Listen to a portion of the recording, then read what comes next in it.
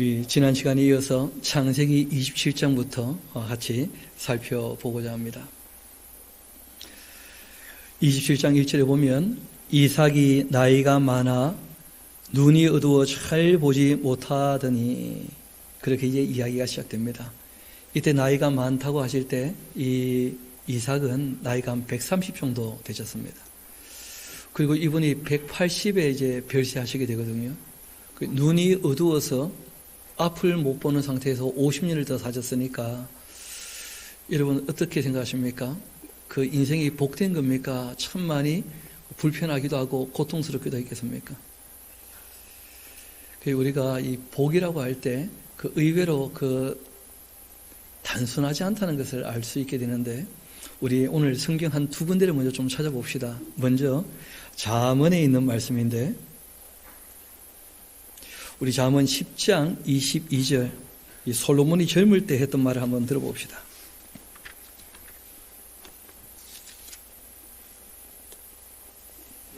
우리 잠언 10장 22절 같이 읽어보도록 하시겠습니다. 시작. 여호와께서 주시는 복은 사람을 부하게 하고 근심을 겸하여 주지 아니하시느니라. 여러분 이건 누가 했던 말이죠?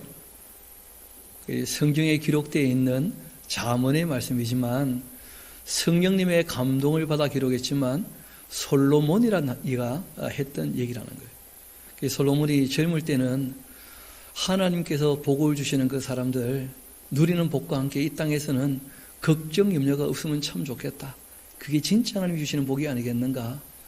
자기 자녀를 가르칠 때에는 그렇게 얘기를 했다는 것입니다. 젊을 때. 근데 이분이 죽음을 앞두고는 말이 조금 바뀝니다. 우리 한번 전도서 1장 같이 한번 가볼까요?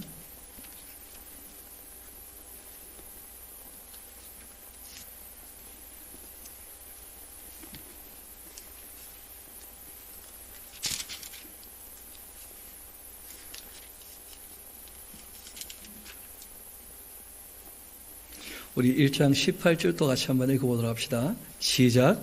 지혜가 많으면 번뇌도 많으니 지식을 더하는 자는 근심을 더하느니라. 이게 무슨 말이냐면 전도서 내용을 여러분도 잘 아실 겁니다. 하나님을 경외하지 않고 사는 인생이 헛되다 하는 그런 얘기를 하고 있는 것인데 솔로몬이 더 인생을 살아보고 경험을 많이 하고 지혜와 지식을 더 많이 얻어보게 되니까 인생이란 게 그리 단순하지 않다는 거예요. 그래서 전도서에는 그런 얘기를 하죠. 우리에게 하나님께서 일부러 두 가지를 다 경험하게 하신다는 거예요. 그러니까 기쁜 날이 올 때는 즐거워하겠지만 공고한 날이 오면 자기를 어떻게 하라는 거예요? 돌아보라는 거예요. 공고한 날이 없는 그런 복된 인생이라는 것은 이 땅에서는 없다는 것입니다. 그 이삭이라고 하는 분도 참 복된 삶을 살았다 우리가 보통 그렇게 얘기하지만 실제로 그의 삶을 보면 가정에서부터 그 부인은 참 좋은 부인을 얻었는데 그런데 그 쌍둥이가 태어나고 쌍둥이가 늘 다투는 거예요. 아들들이. 여러분 아들들 내 마음대로 잘 됩니까? 안 됩니까? 그 잘 안 되거든요. 그러니까 아이들 싸우는 걸 보면서 그 아버지 마음이 어떻겠는가. 늘 편치는 않았다는 거예요. 게다가 또 이 편애하게 되어지니까 가정의 평화도 깨어지고 그래서 이 이삭의 삶이라고 하는 이 이야기를 우리가 오늘 좀 더 살펴보게 될 텐데 그리 만만치 않았었다. 그런 것도 알 수가 있습니다. 실상 이제 오늘 우리가 다루게 될 아주 중요한 주제는 뭐냐면 하나님께서 아브라함과 맺었던 그 약속, 이삭과 맺었던 그 약속을 이제 야곱을 통하여 어떻게 이루어 가시는가 하는 것이 가장 중요한 이 주제이기도 하고 흐름이기도 합니다. 그런데 그 가운데 이 야곱이라는 사람의 그 삶을 통하여 우리가 배울 만한 교훈들이 꽤 있다는 거예요. 또 이삭이라는 사람의 그 하나님을 대하는 자세를 통하여서 우리가 배울 수 있는 교훈들도 꽤 있다는 것입니다. 다시 이제 본문으로 돌아가서 우리 내용들을 좀 더 살펴보도록 합시다. 에서를 불러 말합니다. 내 아들아 하매 그가 이르되 내가 여기 있나이다. 그렇게 했더니 이삭이 말하죠. 내가 이제 늙어서 어느 날 죽을는지 알지 못하니까 그런즉 너의 기구 곧 화살통과 활을 가지고 들에 가서 나를 위해 좀 사냥해서 내가 즐기는 별미를 만들어 내게로 가져와서 먹게 하여 내가 죽기 전에 내 마음껏 내게 축복하게 하라. 그렇게 부탁을 해요. 하기야 눈도 어둡고 늘 누워 계시는 분이시니까 인생의 마지막 남은 그 재미가 있죠. 그게 뭐냐면 먹는 즐거움이에요. 먹는 즐거움. 그래서 늘 그냥 이 에서가 사냥했던 고기를 요리해서 주는 것 그 참 좋아했던 모양인데 이 이삭이라는 분이 그래서 내가 마음껏 너에게 복 줄 수 있도록 내 마음을 좀 기쁘게 해주면 좋겠으니까 맛있는 음식을 좀 만들어다오. 내가 사냥한 고기를 가지고 하고 이제 부탁을 한 것입니다. 이삭이 그의 아들 에서에게 이런 말을 할 때 그 리브가가 그걸 엿들었다는 거예요. 그리고는 에서가 사냥하여 오려고 들로 나갔을 때 리브가가 그 아들 야곱에게 말합니다. 이르되 너희 아버지가 너의 영 에서에게 말씀하시는 것을 내가 들었는데 뭐라고 하시느냐 하면 나를 위해 사냥하여 가져다가 별미를 만들어 내가 먹게 하여 죽기 전에 여호와 앞에서 너에게 축복하게 하라. 그렇게 하는 말을 내가 들었다. 그런즉 내 아들아 내 말을 따라서 내가 너에게 명하는 대로 염소떼로 가서 거기서 좋은 염소 새끼 2마리를 내게로 가져오면 내가 그것을 가지고 내 아버지를 위해 그가 즐기시는 별미를 만들겠다. 여러분 에서가 만든 게 맛있겠습니까? 리브가가 만든 게 맛있겠습니까? 그렇게 리브가가 본인이 만들어주겠다는 거예요. 그러니까 너가 그것을 내 아버지께 가져다 드려 그가 죽기 전 너에게 축복하기 위하여 잡수시게 그렇게 하라. 야곱이 그 어머니 리브가에게 이르되 아이고 어머니 내 영 에서는 그 털이 아주 많은 사람 아닙니까? 그래서 이름부터가 에서인데 나는 매끈매끈한 사람입니다. 그 이란성 상동이었죠. 아버지께서 나를 만지실진데 내가 아버지의 눈을 속이는 자로 보일지라 복은 고사하고 저주를 받을까 염려가 됩니다. 이런 말은 가만히 들어보게 되어지면 아버지를 속일 수만 있다면 속이면 좋겠는데 속이지 못한다면 큰일 날 것 같다. 그런 뜻입니다. 엄마 이건 잘못된 겁니다. 딱 이렇게 얘기해야 되잖아요. 근데 아버지를 못 속이면 큰일 나는데요. 이런 식으로 얘기를 했다는 거예요. 사람들이 그 말을 하는 것, 그 말하고 원하는 대로 다 되는 것도 아닐 뿐더러 여러분 지금 이삭이 누구한테 기도할 겁니까? 하나님께. 그런데 지금 이 리브가가 야곱이 이삭을 속인다고 속여지는 겁니까? 실제로 기도는 누가 들으십니까? 하나님. 그러니까 이 땅에 사는 사람들이 그 생각이 좀 짧다는 거예요. 이어봅시다. 어머니가 그에게 말합니다. 내 아들아 너의 저주는 나에게로 돌리고 내 말만 따르고 가서 그 가져와라 염소를. 그가 가서 끌어다가 어머니에게로 가져왔더니 그 어머니가 그 아버지가 즐기는 별미를 만들었고 리브가가 집안 자기에게 있는 그 맏아들 에서의 좋은 의복을 가져다가 그 아들 야곱에게 입히고 또 염소 새끼의 그 가죽을 그 손과 목에 그 매끈매끈한 곳에 입히고 완전히 모자 사기단이죠. 그렇죠? 자기 남편 속이려고 그리고 자기가 만든 그 별미와 그 떡을 자기 아들 야곱의 그 손에 주었다는 거예요. 하기야 뭐 고기만 먹어서는 안 되겠죠. 탄수화물이 같이 있어야 더 맛있어지니까. 야곱이 아버지에게 나아가서 내 아버지여 하고 이제 부르게 됩니다. 그 이래서 이제 이삭이 얘기하죠. 내가 여기 있다. 그리고는 한마디 합니다. 소리가 에서가 아닌 거예요. 그런데 야곱도 아닌 겁니다. 왜 그럴까요? 에서는 목소리가 굵고 거친 사람이고 야곱은 그 남성 호르몬이 좀 부족한 것처럼 보이죠. 털도 없고. 그러니까 목소리가 조금 이렇게 부드러웠던 모양인데 일부러 걸걸하게 이제 포장을 한 거죠. 성대모사를 한 거죠. 어지 했더니 에서도 아니고 야곱도 아니고 너 누구냐 대체 하고 이제 물어본 것 같아요. 네 아들아 너 누구냐? 그 야곱이 아버지에게 대답을 합니다. 나는 아버지의 맏아들 에서로 소이다. 아버지께서 내게 명하신 대로 내가 하였사오니 원컨대 일어나 앉아 내가 사냥한 고기를 잡수시고 아버지 마음껏 내게 축복 복을 좀 빌어주시면 좋겠습니다. 좀 거기 적어놓으십시오. 복 빈다고 복이 임하겠는가? 그건 좀 적어놓으십시오. 복은요 빈다고 임하는 게 아닙니다. 사람이 복 받을 짓을 해야 하나님께서 복을 주시는 것이지. 그런데 사람들에게는 그 이상한 욕심이 있다는 거예요. 이삭이 복을 빌면 복이 임하지 않겠는가. 그래서 이삭을 속여서라도 복 비는 것을 좀 듣고 싶은데 그 자기를 속이는 것이고 하나님을 속이는 것이죠. 그 이삭이 그 아들에게 말합니다. 내 아들아, 너가 어떻게 이같이 속히 잡았느냐? 그 의심이 드니까 자꾸 물어보는 거죠. 그가 이르되 아버지의 하나님 여호와께서 나로 순조롭게 만나게 하셨음이니이다. 입만 벌리면 거짓말이죠. 여러분, 사람이 거짓말을 하면 자꾸 거짓말을 더 하게 됩니다. 처음부터 정직해야지. 무슨 거짓말을 하게 되면 그 거짓말을 감추기 위해서 또 거짓말하게 되고 또 거짓말하게 되고. 여러분, 중요한 것은 거짓말을 자꾸 하면 함께하지 못하게 된다는 거예요. 너무 많이 속였어요. 결국 이제 이 야곱은 자기 아버지를 떠날 수밖에 없게 되는데 문제가 생겨서 이어봅시다. 그 이삭이 야곱에게 말합니다. 내 아들아, 가까이 오라.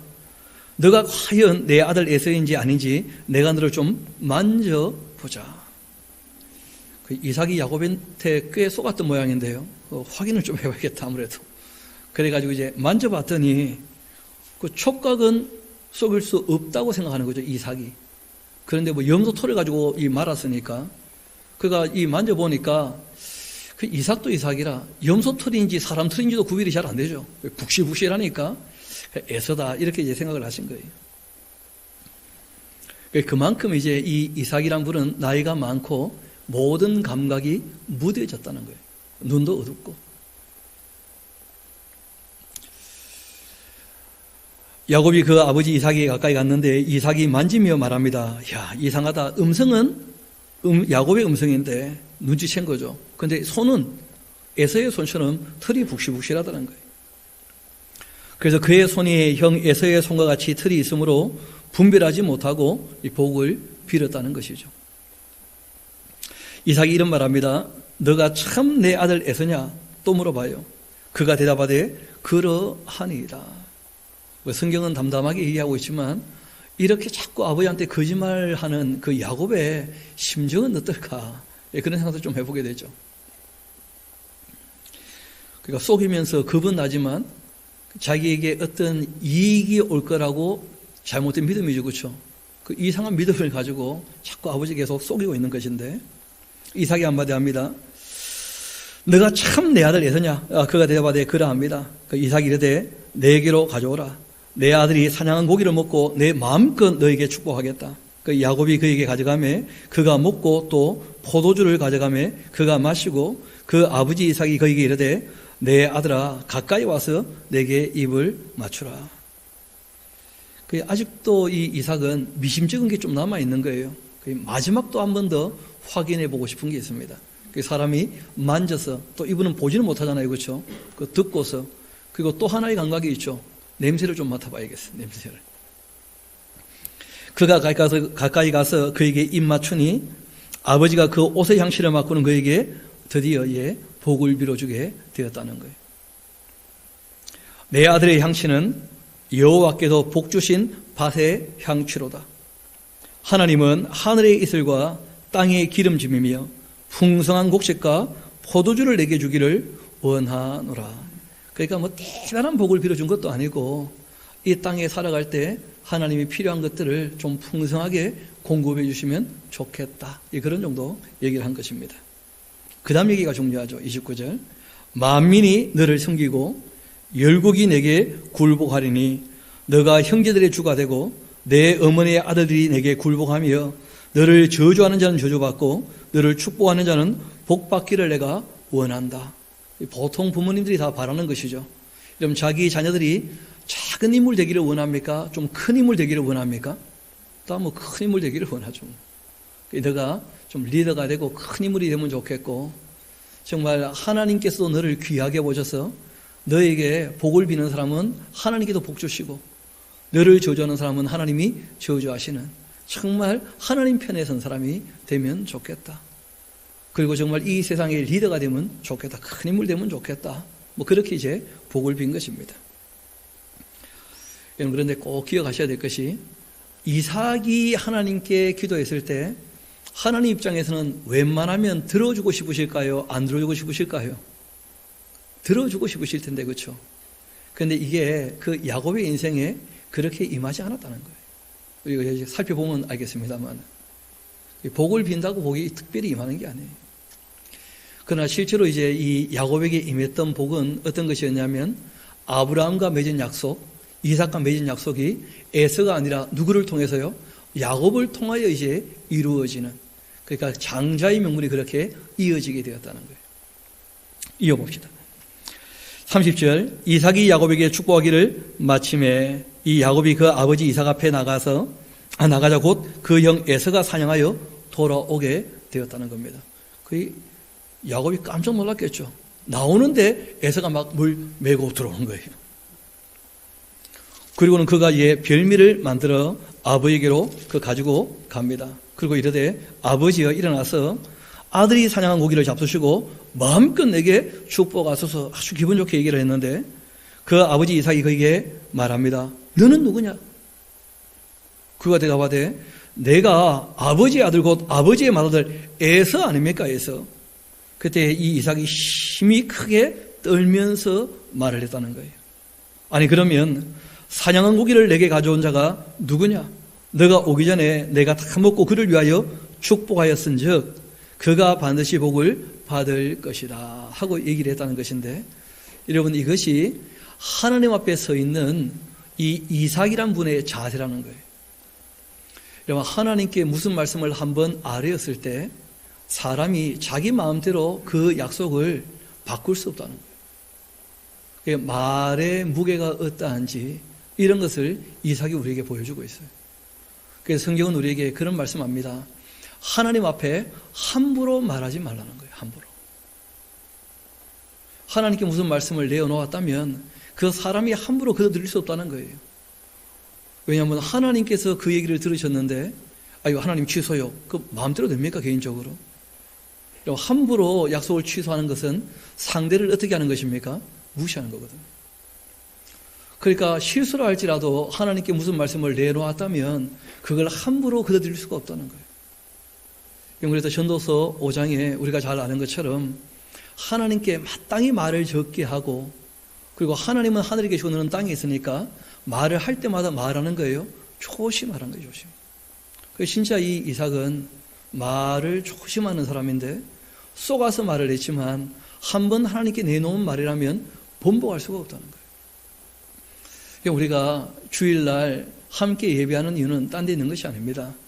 성회로 모이라 하는 것은 하나님의 발행 같은 것이기도 하고, 우리가 또 굳이 다 함께 모이지 못해도 마음이라도 함께 모으려고 하는 이유는 딴 데 있는 것이 아니고 우리가 세례를 받을 때 하나님 앞에 약속을 했다는 거예요.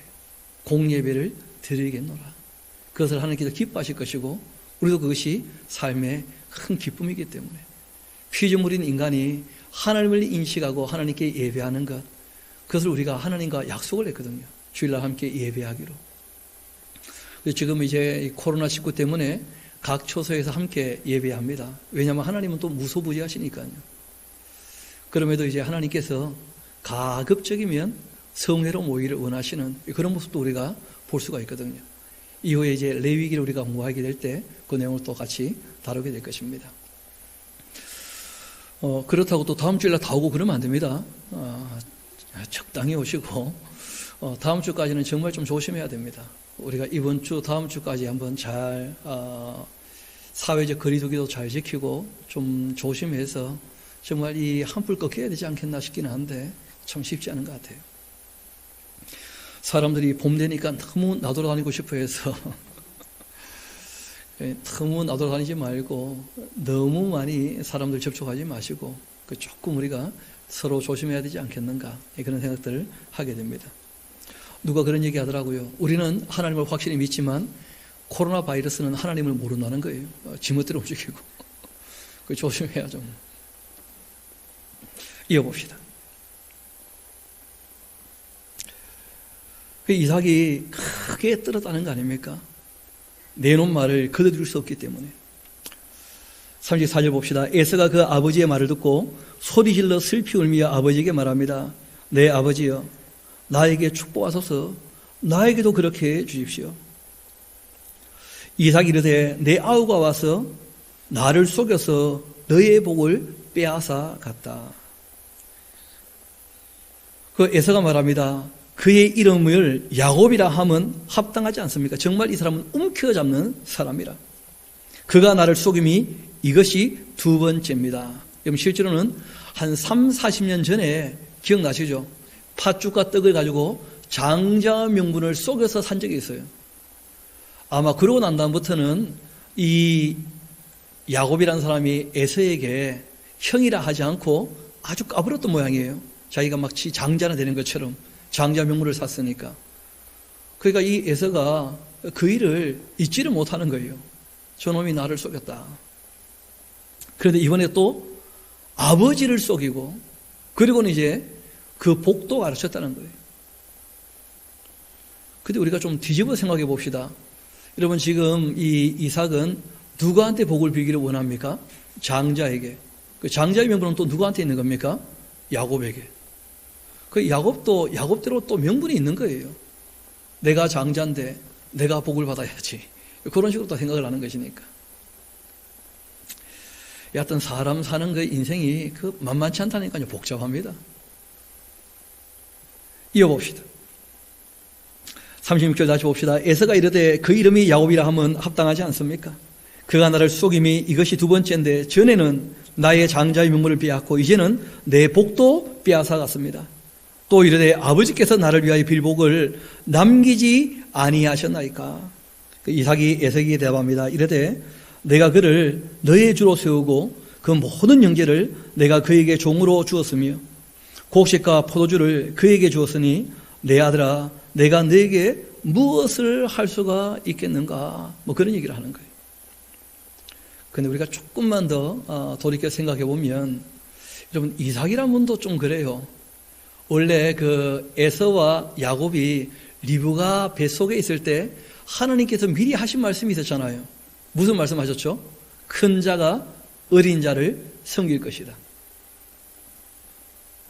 그렇다면 이삭이 에서에게 원래 복을 빌려고 해야 됩니까? 야곱에게 복을 빌려고 해야 됩니까? 하나님의 뜻을 이루어 가려면. 그렇지 않습니까? 이삭이 참 신앙이 좋음에도 불구하고 그게 온전하진 않았다는 거예요. 사람이 참 부족한 부분이 늘 있거든요. 이삭에게도 그런 부분이 조금 보이는 것이죠. 그리고는 얘기합니다. 내 아들아 내가 너에게 무엇을 할 수가 있겠느냐? 39절을 봅시다. 그 아버지 이삭이 그에게 이렇게 대답을 합니다. 이르되 너의 주소는 땅의 기름짐에서 멀게 될 것이고 내리는 하늘 이슬에서 멀 것이며 너는 칼을 믿고 생활하게 될 거고 너의 아우를 숨길 거고 너가 매임을 벗을 때에는 그 멍에를 내 목에서 펼쳐 버릴 것이다. 앞의 내용, 뒤의 내용, 결국은 이런 내용입니다.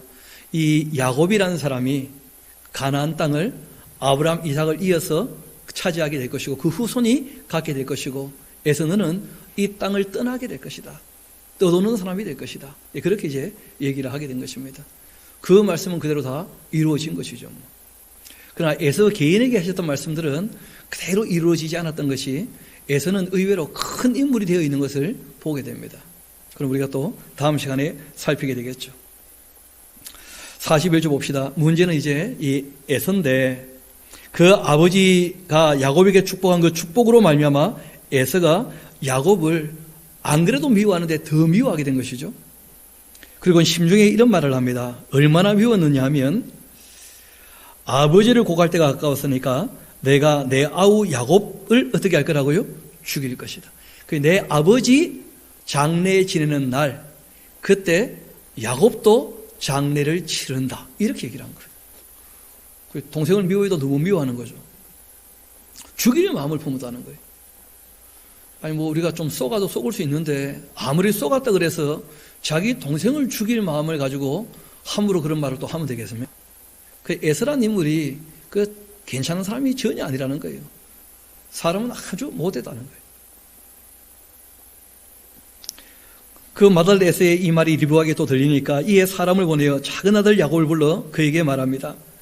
너 형 에서가 너를 죽여 그 한을 풀려고 하니까 내 아들아 나의 말을 따라 일어나 하단으로 가서 내 오라버니 라반에게로 피신하여 내 형의 노가 풀리기까지 몇 날 동안. 그러니까 리브가가 봤을 때는 에서라는 사람은 확 빨리 화를 내고 쉽게 화가 풀리고 이런 사람으로 생각했던 모양인데, 그래서 몇 날 지나서 화가 좀 가라앉으면 그러면 돌아오면 되지 않겠나 싶었던 모양인데요. 근데 여러분, 이 몇 날이 20년이에요. 20년이. 그 참 사람 일은 모르는 것이죠. 내 형의 분노가 풀려 너가 자기에게 행한 것 잊어버리거든 내가 곧 사람을 보내어 너를 거기서 불러오리라. 어찌 하루에 너희 둘을 잃겠느냐. 이런 얘기를 하게 됩니다. 이 말도 쉬운 표현이 아닌데, 여러분, 그 에서가 야곱을 죽이면 에서도 어떻게 될 거예요? 목숨 부지 못한다, 이런 말이죠. 아니, 둘을 다 잃을 수 없다, 이런 말은. 그러니까 리브가도 참 겁나는 분 같아. 그래가지고 이제 둘이를 완전히 떼어놓기로 그렇게 한 것입니다. 리브가가 이 이삭에게 이르되 내가 햇사람의 딸들로 말미암아서 내 삶이 싫어졌거늘. 이 야곱이 만일 이 땅의 딸들고 그들과 같은 햇사람의 딸들 중에서 아내를 맞이한다면 내 삶에 무슨 재미가 있겠습니까? 여러분, 가정에 새로운 사람이 들어온다는 것, 이것도 참 중요하죠. 그렇죠? 그 햇사람, 이 가나안 땅 사람이 며느리로 들어왔는데 이 에서가 40대 이미 결혼했었거든요. 그리고 지금 30년이 더 지난 거예요. 실제로 이 이삭이 에서에게 복을 비기를 원했던 때가 그 에서와 야곱이 70살이 되었을 때 이야기거든요. 그러니까 그 며느리가 들어와서 30년 같이 살았던 모양인데, 전혀 리브가는 그 이방 여인들로 말미암아 기쁨이 없었다는 거예요. 기쁨이. 그러니까 참 마음도 적적하고, 그래서 그걸 빌미로 해가지고 당신도 알지 않는가?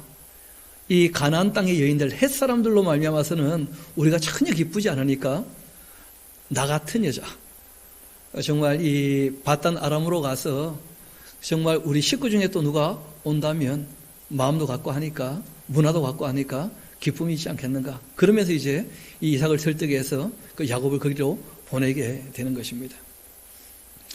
이런 걸 보면 리브가가 에서를 잘 아는 것처럼 보이지만 70년 동안 봐봤지만 잘 모르고 있다는 거예요. 여러분, 리브가가 볼 때는 에서라는 사람이 금방 화가 풀릴 것처럼 생각하지 않습니까?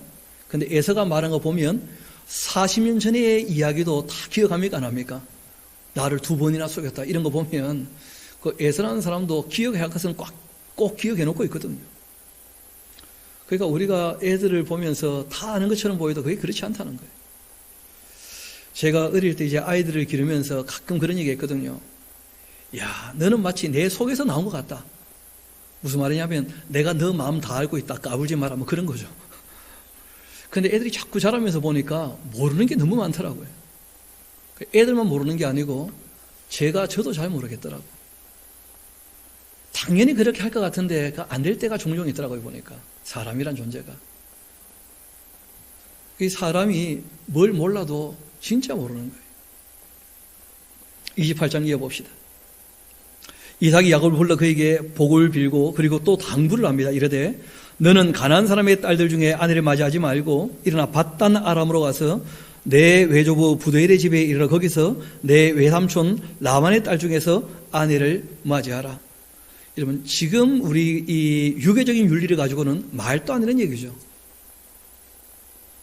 왜냐하면 그 사촌 여동생과 결혼하면 좋겠다, 이런 것인데, 근데 문제는 자기 부인도 이미 사촌이잖아요. 그러니까 이게 참 복잡한 가족관계가 되고 말아요. 그래서 유교적인 이 인식을 갖고 있는 분들은 그냥 성경을 이렇게 혼자 읽게 되어지면 오해가 많아집니다. 너무 성적으로 비윤리적으로 보이기 때문에. 그런데 아시는 것처럼 이때는 그쪽 문화가 그러할 뿐더러 그런 이 가정에 대한 윤리가 명료하게 정립되기 전에 이 이야기들입니다. 그래서 이후에 이제 율법에서는 결코 가족끼리 결혼하지 않도록 그렇게 부탁하는 것을 보게 되어지죠. 이어봅시다. 외삼촌 라반의 딸 중에서 아내를 맞이하라. 전능하신 하나님이 너에게 복주어 너희가 생육하고 번성하게 하여 너가 여러 족속을 이루게 하시고 야곱에게 허락하신 복 너희에게 주시기를 또 너와 함께 내 자손에게 주사 하나님이 아브라함에게 주신 땅 곧 내가 거류하는 땅을 너가 차지하게 하시기를 원한다. 이에 이삭이 야곱을 보내매 그가 밧단 아람으로 가서 라반에게 이르렀는데 라반은 아람 사람이고 부두엘의 아들이고 야곱과 에서의 어머니 리브가의 오라비이기도 했죠. 한편 이 에서가 보니까 이삭이 야곱에게 축복을 하고 그리고는 그를 밧단 아람으로 보내어 거기서 아내를 맞이하게 하였고 또 그에게 축복하고 명하기를 너는 가나안 사람의 딸 중에서 아내를 맞이하지 말라 그렇게 하는 것을 또 들었다는 거예요. 또 이 야곱이 부모의 명을 따라 밧단 아람으로 가게 되고 에서가 또 보니까 가나안 사람의 딸들이 그 아버지 이삭을 기쁘게 하지 못하고 있는 것도 봤다는 거예요. 자기가 봐도 이 가나안 여인들이 좀 못했다는 거예요. 그래서 이 에서가 이스마엘에게 간 겁니다. 그 아브라함의 아들이죠, 그렇죠? 그 이스마엘에게 가서 그 본처들 외에 아브라함의 아들 이스마엘의 딸이고 느바요스의 누이였던 말랏을 아내로 맞이했다. 그렇게 되어 있습니다. 그 에서라는 사람도 자기 부모에게 사랑받기를 원하는 그 뭐 누구나 다 마찬가지겠죠. 그런 마음도 있는 것이고 그러니까 이제 아브라함과 관계가 있는 하나님을 믿는 그런 여자를 맞이하면 부모님이 좋아하지 않겠는가 해서 또 결혼을 한 거예요. 여러분 이렇게 끝나지 않습니다. 에서라는 사람은 또 결혼을 합니다. 에서는 워낙 능력이 있기 때문에 자기가 원하는 여자를 다 안으로 맞이할 만큼의 그런 사람이었어요. 그리고 또 그렇게 오라 그러면 여자들이 두 말 안 하고 올 만큼 그렇게 그 남자로서 능력이 있는 그런 사람이었습니다. 이런 반면에 이 야곱은 지금 나이가 70인데 장가를 가지 못했다는 거예요. 나이가 70인데 총각이면 총각으로는 너무 나이가 많은 거죠. 어떻게 보면 그런 입장이 되어 있는데 자기 형하고 너무 비교가 되는 거죠. 어떻게 봤을 때. 그리고 이 야곱은 자기 형은 그렇게 쉽게 장가를 가니까 그 소원 중에 하나가 자기도 장가를 가보는 것이 하나의 또 소원이 된 것 같은데 우리 한번 10절 이어봅시다. 야곱이 이 브엘세바를 떠나 하란으로 향하여 갔습니다. 여러분 그 나눠드린 그 지도를 보게 되어지면 큰 지도 말고 그 작은 지도가 있습니다. 거기 보면 이제 그 이스라엘 그 자그마한 하얀 박스가 있습니다. 그렇죠? 거기 이제 브엘세바가 있을 텐데 거기에서 동북쪽으로 실제로는 북쪽으로 훨씬 더 많이 올라가죠. 요단강을 그 동쪽으로 건너면 동쪽이 되는 거예요. 동쪽. 그리고 이제 그 위로 이제 올라가게 될 때 여러분 4개의 강을 꼭 좀 기억하시면 좋겠습니다. 제일 그 남쪽에 있는 것은 세렛 시내라고 해요. 세렛 시내. 그 다음에 그 위에 이제 아르논 강이 있습니다. 그리고 그 위에 야복 강이 있어요. 그리고 그 위에 이제 야르묵 강이 있습니다. 이 큰 4개의 강은 좀 기억하시면 좋겠어요. 남북으로 나눌 때는 이 4개의 강을 꼭 기억하시면 좋겠고 동서로 나눌 때는 요단강을 꼭 기억하시면 좋겠죠. 그 내용은 우리가 그 다음 시간에 좀 더 살피도록 하고 지금은 이 브엘세바에서 밧단 아람으로 이제 쭉 갔다 하는 말씀을 드리는 것입니다. 야곱이 그렇게 브엘세바에 떠나 하란으로 향하여 가고 한 곳에 이르러 해가 졌는데 거기 유수하게 됩니다. 그리고 그곳에 한도를 가져다가 베개로 삼고 거기 누워 잤어요. 꿈에 보니까 이 사닥다리가 이 술람이라 하는 이 말은 사다리도 되지만 계단이라 하는 의미도 있습니다. 실상은 이게 뭐 사다리인지 계단인지 잘 알지는 못합니다만은 여하튼 꿈에 보니까 땅에서 하늘까지 이어져 있는 이 사다리 또는 계단 이런 게 보인 거예요.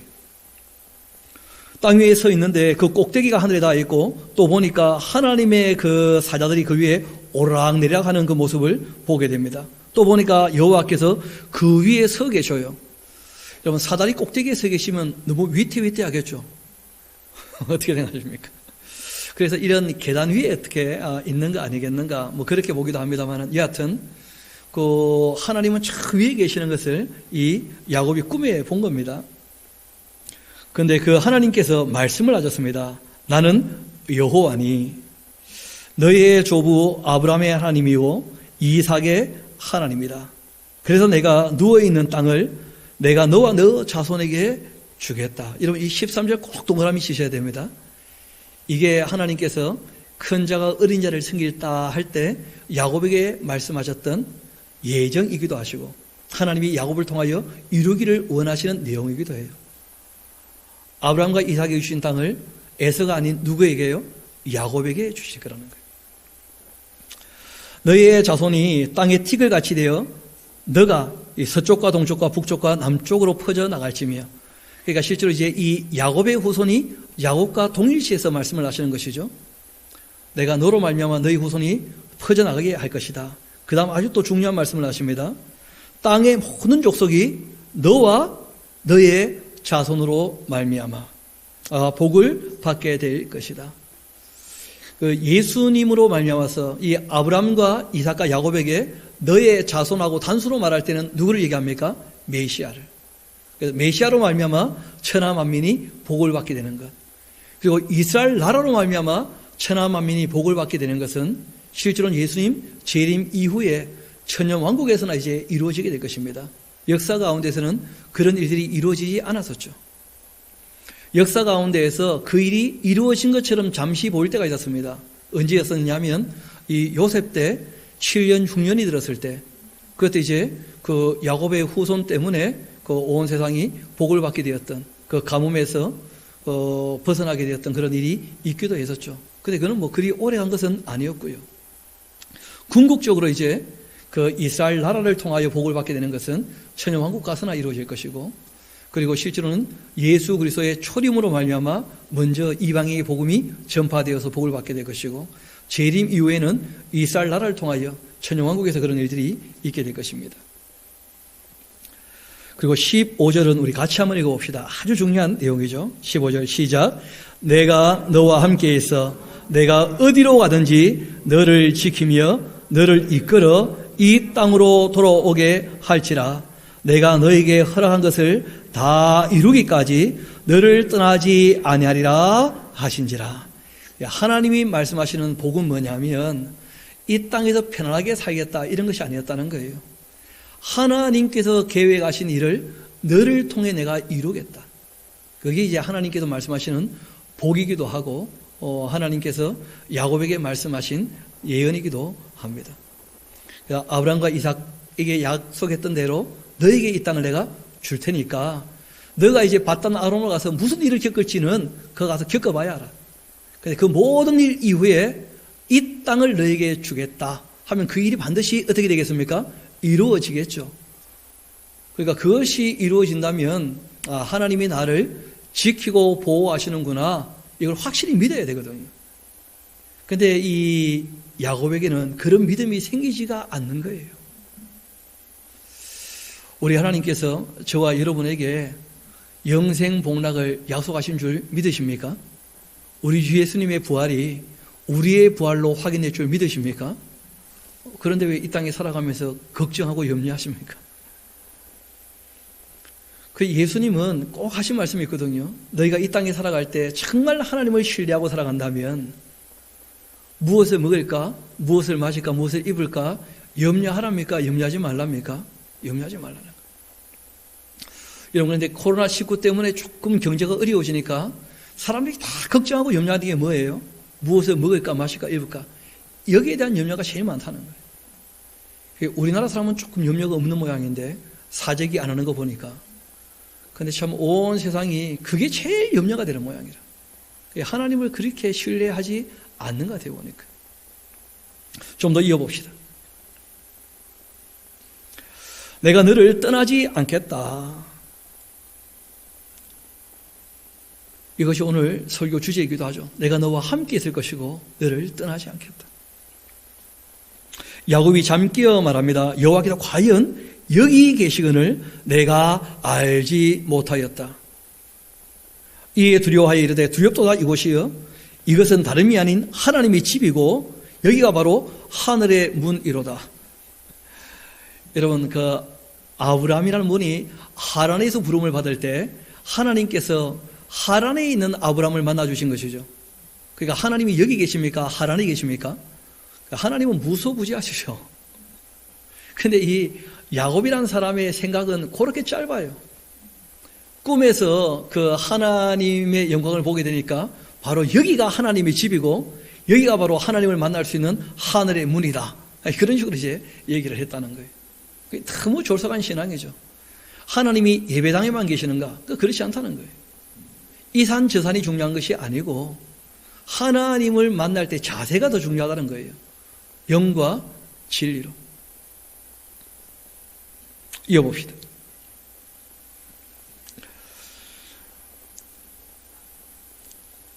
18절 야곱이 아침에 일찍 일어나 베개로 삼았던 돌 가져다가 기둥으로 세우고 그 위에 기름을 붓고 그 옷 이름을 벳엘, 벳엘이란 말은 하나님의 집이다 뭐 그런 뜻이죠. 그렇게 했고 이 성의 옛 이름은 루스라고 하는 말은 뭐냐면 나무 이름 중에 하나인데 그 오아시스죠. 오아시스. 여러분 오아시스니까 물이 나오면 항상 뭐가 있습니까? 나무가 있는 거예요. 나무가. 그러니까 이제 거기에서 잠들게 된 거죠. 그냥 모래 사막에서나 이 바위 사막에서는 잠잘 수 없죠. 쉴 만한 곳에 이제 깃들어 쉬게 되었는데 루스라고 하는 이 오아시스에서 이분이 이제 하나님을 만나게 되고 그곳 이름을 벳엘이라 이렇게 이제 이름을 짓게 된 것입니다. 그리고 야곱이 서원을 합니다. 뭐라고 하느냐면 하나님이 나와 함께 계셔서 내가 가는 이 길에서 나를 지켜주시고 먹을 떡과 입을 옷을 주시어서 내가 평안히 아버지 집으로 돌아가게 하시오면 조건을 건 거예요. 그 적어놓으십시오. 그냥 믿어라 그냥. 하나님이 함께 하시고 떠나지 않겠다고 얘기하는데 아멘 하면 될 것을 가지고 이 사람은 뭘 지금 기대하느냐면 평안함과 함께 삶에 필요한 것들을 공급받는 것 이게 늘 걱정거리고 염려거리라. 하나님 입장에서는요 이렇게 수준 안 되면 훈련을 받아야 돼요. 훈련을. 그게 평안히 돌아오지 못할 겁니다. 그 인생의 굴곡이 굉장히 심할 거예요. 이 사람 얘기는 그렇게 하신다면 여호와께서 나의 하나님이 되실 것이고 내가 또 기둥으로 세운 이 돌이 하나님의 집이 될 것이며 하나님을 위해서 집 하나 짓겠다 뭐 이런 약속도 있던 모양인데 보니까 또 하나님께서 내게 주신 모든 것에서 10분의 1을 내가 반드시 하나님께 드리겠나이다. 근데 그 뒤에 내용을 보면 11조 했다는 말도 없고 집을 지어드렸다는 말도 없고 뭐 아무것도 없어요. 야곱이라는 사람이 참 웃기는 사람인데 어떻게 보면 오늘 29장까지 같이 봅시다. 한편 이제 이 베델에서 꿈을 꾸고 야곱이 길을 떠나 동방 사람의 땅에 이르게 되었습니다. 바다나람에 이르게 되었죠. 보니까 들에 우물이 있고 그 곁에 이 양 세 떼가 누워 있는데 이는 목자들이 그 우물에서 양떼에게 물을 먹임이라. 큰 돌로 우물 아기를 덮었는데 모든 떼가 모이면 그들이 이제 우물 아기에서 돌을 옮기고 그 양떼에게 물을 먹이고는 우물 아기를 그 자리에서 다시 그 돌로 덮는 그런 우물이 있었다는 게 공동 우물이죠. 야곱이 그들에게 이르되 내 형제여 어디서 왔느냐? 그들이 이르되 하란에서 왔노라. 야곱이 그들에게 이르되 너희가 이 나홀의 손자 라반을 아느냐? 그들이 이르되 아노라. 야곱이 그들에게 또 물어봅니다. 그가 평안하시냐? 이르되 평안하니라. 그의 딸 라헬이 지금 양을 몰고 오고 있다 하고 얘기를 한 거예요. 야곱이 한마디 합니다. 이르되 해가 아직 높은즉 가축 모일 때가 아니니까 양에게 물을 먹이고 가서 풀을 뜯게 하라. 왜 이런 말을 하느냐 하면 지금 야곱이 있는데 누가 오고 있는 거예요? 라헬이. 그러니까 야곱 입장에서는 이 사람들 빨리 쫓아보내고 이 라헬하고 좀 만나고 싶은 마음이 있는 거죠. 그러니까 아직 물 먹일 때가 아닌데 다 모일 때까지 기다려야 되는데 빨리 물 먹이고 가라 하면서 쫓아보내려고 하는데 이 눈치 없는 사람들이 한마디 합니다. 그리되 우리가 그리하지 못하겠노라. 야곱 마음을 전혀 모르는 거죠. 때가 다 모이고 목자들이 우물 아귀에서 돌을 옮겨야 우리가 양의 물을 먹이겠다 하고 얘기합니다. 야곱이 그들과 그렇게 말하는 동안 라헬이 그 아버지의 양과 함께 오니 그가 그 양들을 치고 있었기 때문이었는데 그러니까 이 당시에는 남자만 양을 치는 게 아니고 누구도 양을 쳐요? 여성들도. 그러니까 목동만 있는 게 아니고 그렇죠? 그 목축하는 소녀도 있는 것인데 그러니까 어떤 분 얘기 들어보니까 목자는 다 아들 자자니까 몽여 뭐 이렇게 부르고 그런 것도 들어봤는데 여하튼 이 여성인데 이 목자가 있었죠. 야곱이 그 외삼촌 라반의 딸 라헬과 그 외삼촌의 양을 보고 나아가 우물 아귀에서 돌을 옮기고 외삼촌 라반의 양떼에 이 물을 먹이고 그가 라헬에게 입 맞추고 소리내어 웁니다. 나이가 70이 넘으신 분이 이러고 있는 거죠, 지금. 그 주변에 있는 사람들이 아무 말을 못해요. 나이가 많은 어른이 그렇게 울고 하니까. 그에게 자기가 그 아버지의 생질이고 리브가의 아들됨을 말하였고 라헬이 달려가서 그 아버지에게 알리고 라반이 그 생질 야곱의 소식을 듣고는 달려와 그를 영접하고 안고 입을 맞추고 자기 집으로 인도하여 드리고 야곱이 자기의 모든 일을 라반에게 다 말하게 되었다는 거예요. 그 라반이 이르되 너는 참으로 내 혈육이로다. 그렇게 했고 야곱이 한 달을 그와 함께 거주하게 되었는데 문제는 손님으로 한 달 동안 있는데 라반 입장에서는 만날 때는 너무 반가웠는데 한 달 정도 있으면 떠나야 되는데 안 떠나고 계속 있으려고 하는 거라, 이 사람이. 그래서 야곱에게 한마디 합니다. 라반이 야곱에게 이르되 너가 비록 내 생질이지만 그러나 어찌 그저 내 일을 하겠냐? 너의 품삯을 어떻게 할지 내게 말해라. 그렇게 했고 라반이 두 딸이 있었는데 언니의 이름은 레아고 아우의 이름은 라헬입니다. 레아는 시력이 약하고 예전 개혁 한글판에는 알력이 딸리고 그렇게 돼 있어서 저도 옛날에는 레아가 좀 못생겼는가 그런 생각을 했었거든요. 근데 원어를 보니까 좀 내용이 달라요. 여러분 그 자매니까 생김새는 거의 비슷할 겁니다. 자매니까. 제가 우리 어머니 보다가 큰 이모를 봤는데 똑같아요. 근데 더 재밌는 것은 두 분 다 옛날 제가 봤던 외할머니하고 똑같이 생기셨더라고. 휴전은 다 그런 거 아니겠어요? 근데 문제는 그 자매임에도 불구하고 이 레아라고 하는 여자는 그 외엔의 레아 아코트, 이 말은 무슨 말이냐면 레아는 눈매가 부드러웠다 그런 뜻이에요. 그러니까 순하게 생겼고 라헬은 그 남자가 반하게 좀 섹시하게 생겼다 그런 거죠. 뭐. 그런 정도의 약간 차이가 있는 것이지 뭐 레아가 아주 못생기고 그런 것은 아니에요. 하늘에 가서 만나보면 알 겁니다. 그러니까 괜히 레아 못생겼다고 자꾸 얘기하다가 가면 혼날지 모르니까 우리 이왕이면 예쁘다고 합시다. 여하튼 이 레아는 남들이 보기에 눈매가 좀 부드러운 착해 보이는 여자예요. 착해 보이는 여자. 그런데 그 미모는 오히려 라헬이 좀 나았죠. 곱고 아리따웠다. 그러니까 야곱이 라헬을 더 사랑했다는 거예요. 둘 다 사랑스럽지만 라헬에게 마음이 좀 더 갔다는 거예요. 더 사랑했다는 거예요.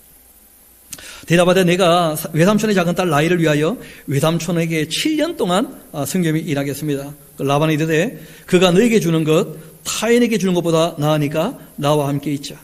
그렇게 야곱이 라헬을 위해서 7년 동안 라반을 섬겼는데 그가 그 라헬을 사랑하는 까닭에 7년을 며칠처럼 연애하는 마음을 가지고 7년만 일하면 나도 장가간다. 그래가지고 7년 동안 열심히 일해서 이분이 70에 이제 장가를 가시게 되는 거죠. 야곱이 라반에게 이르되 내 기한이 찼으니까 나의 아내를 나에게 주소서 내가 그에게 들어가겠나이다. 라반이 그 사람을 다 모아 잔치하고서 저녁에 라헬이 아닌 그의 딸 레아를 야곱에게로 데려가매 야곱이 그에게로 들어갔다는 거예요. 그러니까 말 그대로 이렇게 망사를 씌우고 그리고 이제 들어갔는데 여러분 잘 아시는 것처럼 그 첫날 밤 보내려면 촛불 꺼야 될 거 아닙니까? 그러니까 누군지 몰랐다는 거죠. 캄캄하니까 그 레아를 먼저 들여보낸 거예요. 라반이 또 그 여종 실바를 그의 딸 레아에게 시녀로 주었는데 야곱이 이제 아침에 일어나 보니까 날이 밝아 보니까 레아가 그 이불 밑에서 나오는 거죠. 그래서 라반에게 가서 따지듯이 물어봅니다. 외삼촌이 어찌하여 나에게 이같이 행했습니까? 내가 라헬을 위하여 외삼촌을 섬기지 아니하였나이까? 외삼촌이 나를 속이심은 어찌 됨입니까? 하고 이제 얘기를 했더니 라반이 대답합니다. 언니보다 아우를 먼저 주는 것은 우리 지방에서 하지 아니하는 바이다. 그러니까 우리 지방에서는 동생이 먼저 시집가면 언니는 참 입장이 곤란하게 되니까 언니가 반드시 먼저 시집가고 동생이 시집가는 법이 있다. 그래서 그렇게 한 거다 하고 얘기를 한 거예요. 그래서 또 한마디 더 합니다. 이를 위하여 7일을 채워라.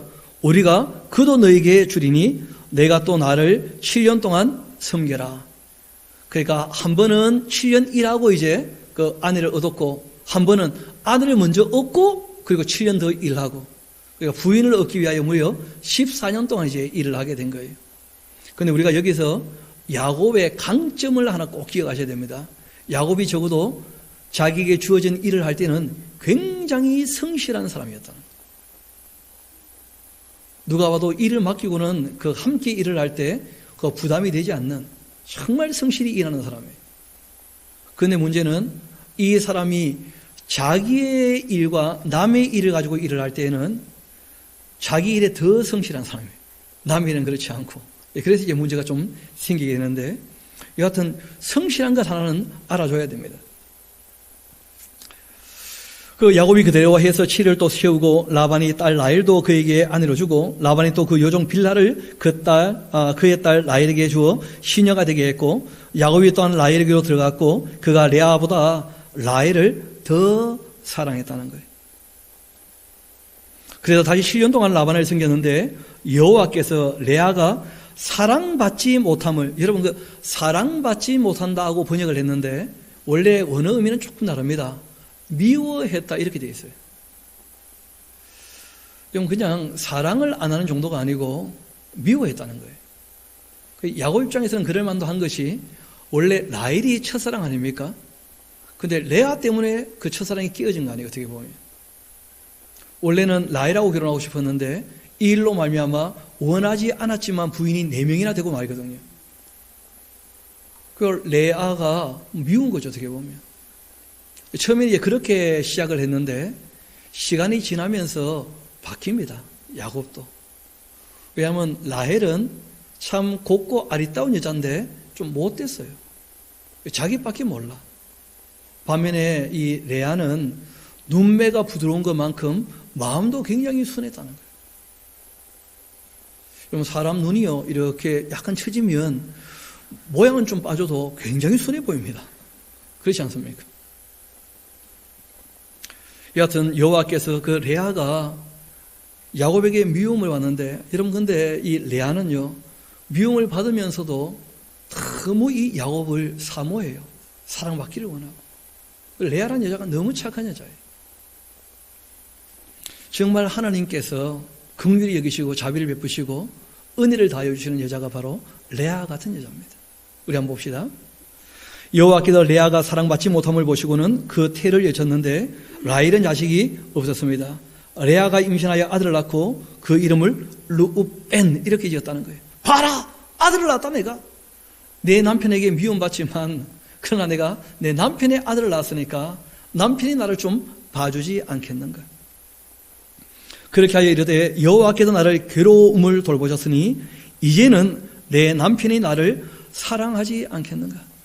이런 미움받는 여자인데 자기가 남편을 미워하지 않고 자기는 남편에게 사랑받기를 원한다는 거예요. 그러니까 이 여자는 자기 남편을 어떻게 하고 있는 거예요? 사랑하고 있는 거예요. 참 아름다운 모습이죠. 그가 다시 임신하여 아들을 낳고 말합니다. 여호와께서 내가 사랑받지 못함을 들어주셨다. 남편은 나를 사랑하지 않지만 하나님이 나를 사랑하시니까 그러면 시간이 지나면 남편도 나를 사랑하지 않겠는가. 그러니까 이 레아라는 여자는 남편을 바라보고 살아가는 것이 아니고 누구를 바라보는 거예요? 하나님을 바라보면서 자기의 도리를 다하는 그런 여자였다는 거예요. 정말 아름다운 여성이죠. 왜냐하면 창세기에 이미 하나님께서 여성에 대하여 말씀하신 게 있잖아요. 너는 너의 남편을 어떻게 하라는 거예요? 사모하라. 그런 말씀이 있지 않습니까? 그러니까 이 레아는 자기 남편은 자기에게 도리를 다하지 않는 것처럼 보이지만 라헬이 있으니까, 그러나 자기는 또 부인으로서 자기 도리를 다하면서 그 남편에게 사랑받기를 원하고 또 사랑을 하는 거예요.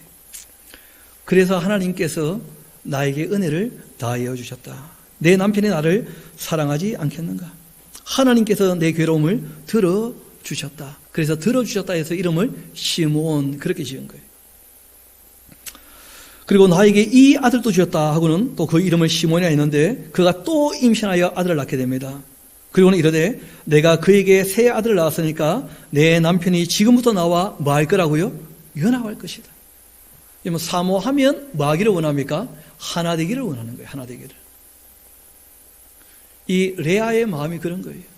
자기 남편은 자기를 좀 미워하는 것처럼 보여도 이 여인은 늘 남편과 하나 되기를 원하는 그런 마음이 있었다는 거예요. 왜냐하면 주님의 뜻이 그러하니까. 그래서 그랬는지 몰라도 실제로 이 신앙적으로 봤을 때에는 레위라는 사람이 나중에 장자가 됩니다. 그래서 여러분 잘 아시는 것처럼 민수기를 보면 모든 장자와 레위 지파를 다 맞바꿔 가지고 레위 지파가 하나님을 섬기고 그 지파에 누가 있는 거예요? 제사장 가문이 있는 거예요. 아론 가문이. 왜냐하면 그 이름이 너무 예쁜 거예요. 레위란 말이 무슨 말이라고요? 연합. 하나가 되기를 원한다. 하나님께서 그 레위를 통해서 이스라엘과 하나 되기를, 또 그 이스라엘을 통해서 인류와 사랑으로 하나 되기를 원하고 계시는 것이죠. 그래서 이 여인이 그 아들들 이름 지은 것을 보면 그 여인의 신앙을 좀 비춰볼 수 있다는 거예요. 누가 봐도 이렇게 긍정적인 마음을 가지고 그 야곱을 대하거나 애들 이름을 못 지을 것처럼 보이는데 불행하지 않습니까? 남편에게 미움을 받는데. 그런데 이 여인은 하나님을 바라보면서 그 아이들 이름을 그렇게 짓는 거예요. 연합, 레위라 그렇게 이름했어요. 그가 또 임신하여 아들을 낳고 이르되 내가 이제는 여호와를 찬송하리로다. 이 유다라는 말이 여후다죠. 여후다. 그 여호와를 찬양하라 그런 뜻이에요. 하나님께서도 이 이름이 너무 마음에 들었던 모양입니다. 그래서 실제로는 이 유다 지파에서 다윗과 유다 지파에도 결국 누가 오십니까? 예수님까지. 그렇게 되거든요. 그래서 이 레아라고 하는 이 여인의 그 신앙을 우리가 좀 잘 볼 필요가 있습니다. 우리가 이 땅에 살아갈 때 사람이란 존재는 잘 모르는 부분도 많고 그리고 자기 욕심이 있어서 똑같이 사랑하거나 그럴 수 없다는 거예요. 그럼에도 불구하고 우리가 이 땅에 살아갈 때 하나님 앞에서 우리에게 맡겨진 도리를, 우리에게 하나님께서 맡기신 그 사명을, 주님께서 우리에게 바라시는 그 뜻을 이루어가며 하나님께 은혜를 덧입는, 하나님께로부터 더욱 사랑받는 저와 여러분 되기를 소망합니다. 왜냐하면 하나님께서는 어디나 계시고 실제로 늘 함께 하시기 때문에. 그래서 우리가 이 땅에 살아가면서 무엇을 먹을까 마실까, 무엇을 입을까 이런 거 가지고 염려하거나 두려워하지 마시고 정말 하나님 앞에서 야곱같이 그 졸속한 신앙 가지고 살지 마시고 레아처럼 정말 하나님을 바라보면서 자기를 미워하는 사람까지도 사랑하며 정말 원수까지도 사랑하는 그 마음을 가지고 주님 앞에서 자기 도리를 다 감당하며 살아가는 그러한 하나님께서 기뻐하시는 저와 여러분 되기를 주님의 이름으로 부탁을 드립니다. 우리 함께 기도하도록 하시겠습니다. 아버지 하나님 참 감사합니다. 하나님께서 이미 예정하신 대로 아브라함과 이삭에게 약속하신 일을 이 야곱을 통하여 어떻게 이루어 가시는지 우리에게 다 보게 하시면서 또 이 야곱의 삶과 이삭의 자세와 또 레아의 삶을 통하여 어떻게 이 땅에서 하나님께서 기뻐하시는 삶을 살아야 될지를 다시 한번 교훈을 얻게 하신 것 감사드립니다. 주님, 우리가 앞으로 계속 주님께서 계획하신 바가 어떻게 이루어지는지를 살피며 하나님의 사람들인 이 야곱과 또 요셉의 삶들을 더 살펴보게 될 터인데 주님, 그 사람들을 통하여 하나님께서 일하시는 바와 함께 우리가 역사를 통하여 배울 수 있는 교훈들을 다 얻을 수 있게 지혜를 더하여 주옵소서. 모든 걸 주님께 의탁합니다. 감사드리며 우리 구주가 되시는 예수님 이름으로 기도합니다. 아멘. 우리 다 함께 일어나셔서 찬송가 338장 우리 같이 부르도록 합시다.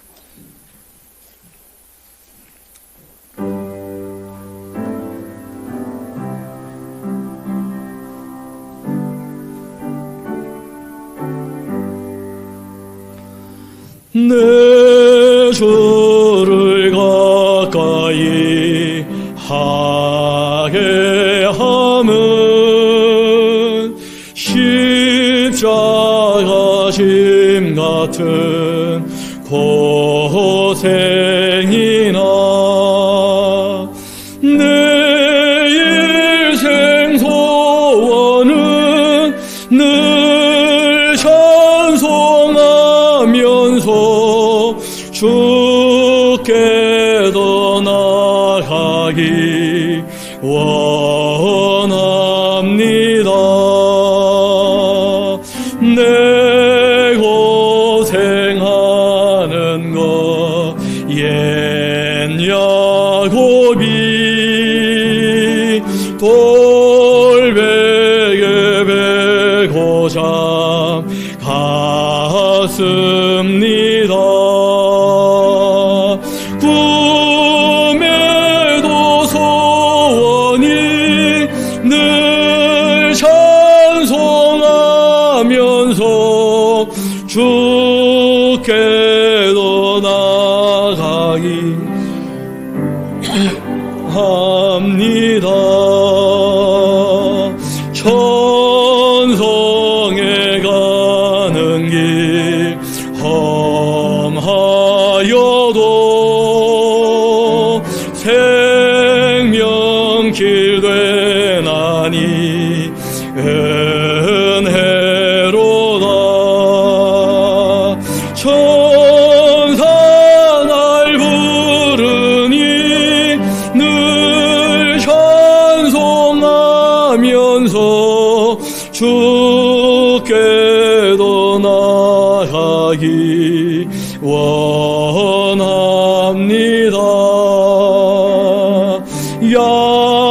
야곱이 잠 깨어 일어난 후 돌단을 쌓은 것 본받아서 숨쉴 때 되도록 늘 찬송하면서 주께도 나가기 원합니다.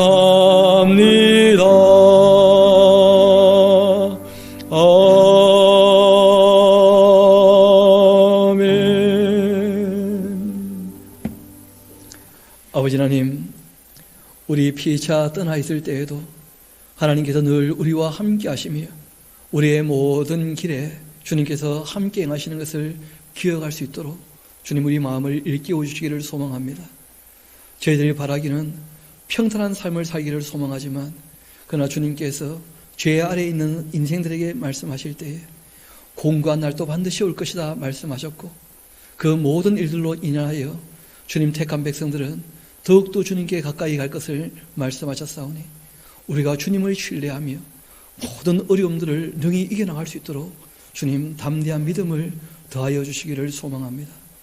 주의 사랑하는 권속들 어디든지 무엇을 하든지 늘 하나님을 인식하며 하나님을 생각하며 주님과 동행하는 것을 기뻐할 수 있도록 주님께서 도와주시기를 소망합니다.